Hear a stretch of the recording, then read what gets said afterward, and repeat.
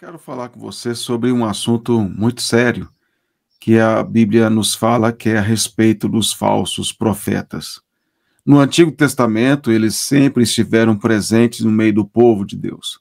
Se você ler depois Jeremias, capítulo 23, verá que eles se levantavam pregando uma mensagem que Deus não havia ordenado e combatiam os verdadeiros profetas. O próprio profeta Jeremias foi acusado de ser um falso profeta por combater os falsos profetas.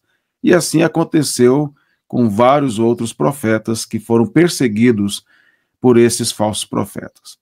No Novo Testamento, o Senhor Jesus fala que no meio do trigo será semeado pelo maligno o joio. E esse semear de joio não é só apenas de falsos crentes, mas de falsos pastores, falsos mestres, que vão ensinar aquilo que é contrário à palavra de Deus.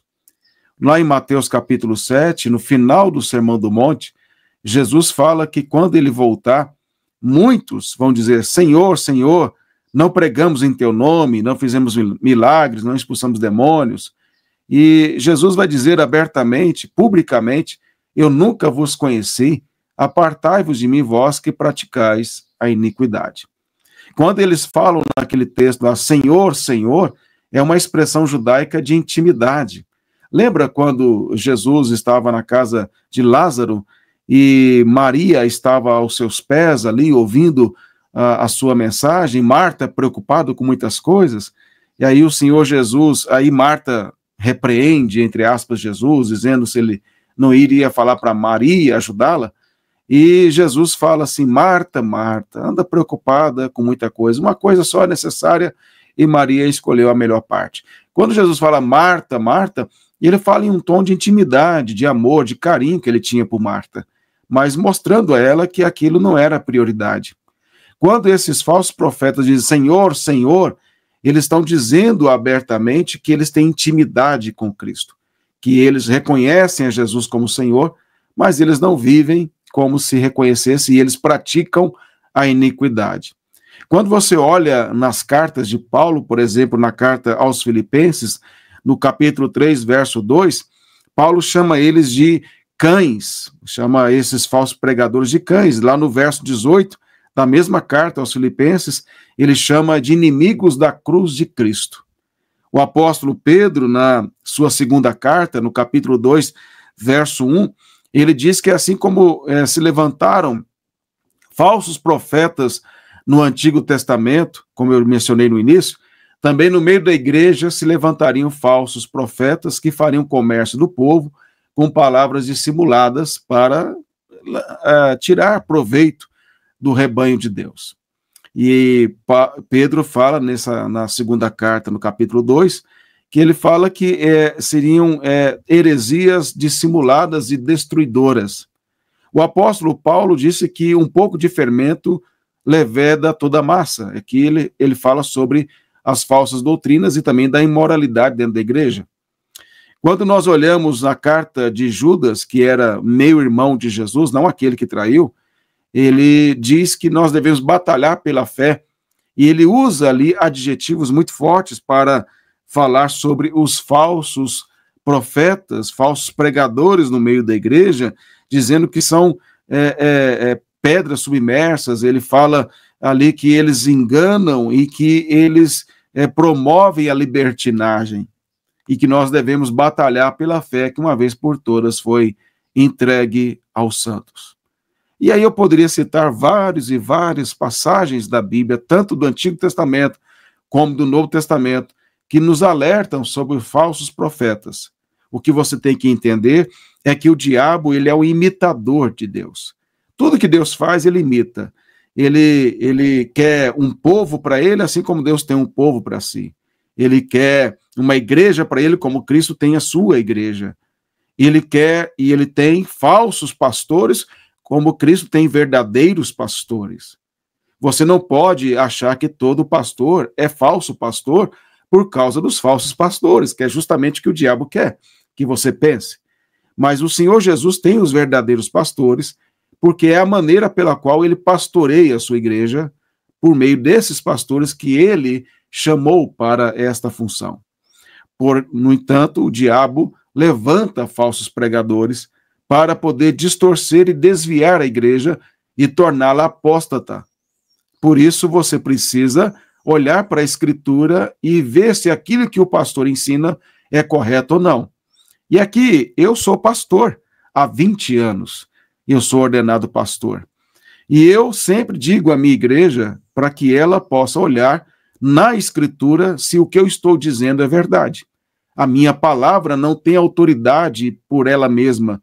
Eu apenas sou um vaso de barro que carrego o evangelho, assim como Paulo disse acerca dele e dos demais pregadores fiéis. Mas os falsos pregadores, eles não querem que você confere com as Escrituras. Por exemplo, um verdadeiro pastor não se sente ofendido quando um membro pergunta para ele sobre a interpretação correta de um texto que não ficou claro o ensino quando o pastor falou, ou que traz ali algumas dificuldades. O pastor verdadeiro vai dizer que, se ele não tem a resposta, ele vai buscar a resposta e onde possa encontrar e trazer o ensino correto. E se ele errar, por ignorância, não porque quis errar, ele vai corrigir no momento adequado e dizer: eu errei, eu mesmo já fiz isso. Já teve ocasião no meu ministério em que eu ensinei algo que não estava correto, e não era uma heresia, daquelas terríveis, não, era um erro de interpretação sobre alguma passagem, algum livro, e que depois de ter feito um curso, depois de ter ouvido bons teólogos, ou ter lido algum livro de algum bom teólogo, de algum bom exegeta, eu entendi que eu estava errado, e o que eu fiz? Eu fui à frente da igreja, e eu corrigi o meu ensino e disse por quê. E a igreja entende perfeitamente isso. Demonstra que a gente está buscando pregar a verdade.